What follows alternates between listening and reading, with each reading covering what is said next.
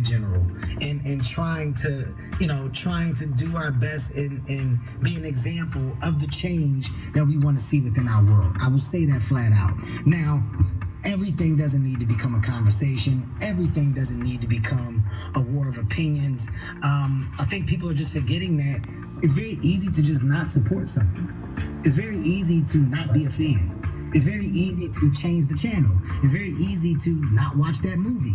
It's very easy to say that this person isn't for me. I think we forgot that. And the same way like it's easy for you to make that decision, it's very easy for other people to make the decision of like. It's very easy. Some people like coffee, some people like tea.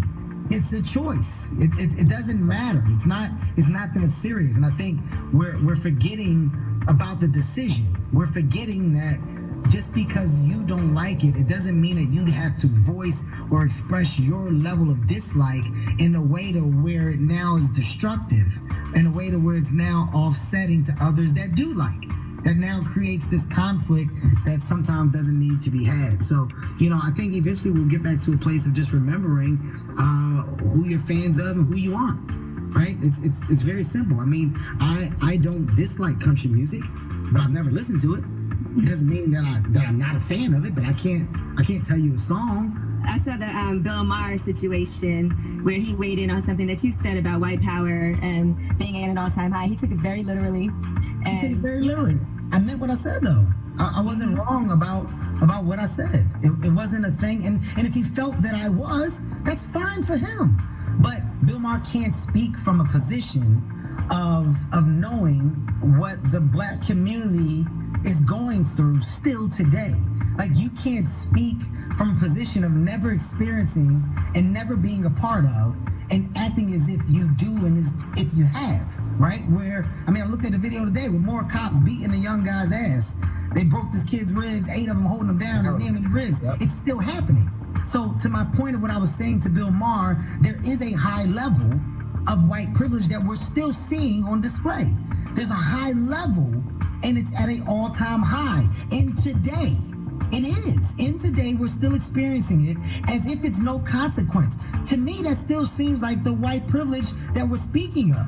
If we're saying, oh God, these senseless murders are happening. Oh my God, this black man died. Oh my God, this black man was killed. Oh my God, this black woman was killed. And then you still continue to see it. It's almost as if, so what, there's no consequences. So that's what I'm speaking of. When you see the white women that are now confident with saying to black people and black women, you go back, you black. It's a reason for that. That confidence that I can do this and there is no consequence is what I was speaking on behalf of. Right. So for Bill Maher to act as if he's ignorant or blind to that, I felt was ridiculous. I didn't think that made sense. We're witnessing. Here we go, y'all. Y'all ready to take off? Are y'all ready to take off, man? Hey, listen. It's going to be a revolution, man. I don't know who hearing this. Who's going to even sit and watch and listen to the whole bits and pieces. Kevin just broke it down. You know what I'm saying? This white privilege, the things of that nature, we don't have to deal with it. The only thing we have to do is create our own culture, our own society, our own mindsets. And this is the mindset to have that no, you know what I'm saying? This is what's going on, but yes, we're going to build and we're going to do better and we're going to keep it going. The unfair gap in between that's prohibiting the surge of equality that we're all looking for, right? Because we feel like there's a significant disadvantage. We're starting way from behind and we're not getting any help to close the gap. So because of that, we're frustrated, we're angry. Because of that, we feel like we're being suppressed still. That's a part of the problem. Help us close that gap.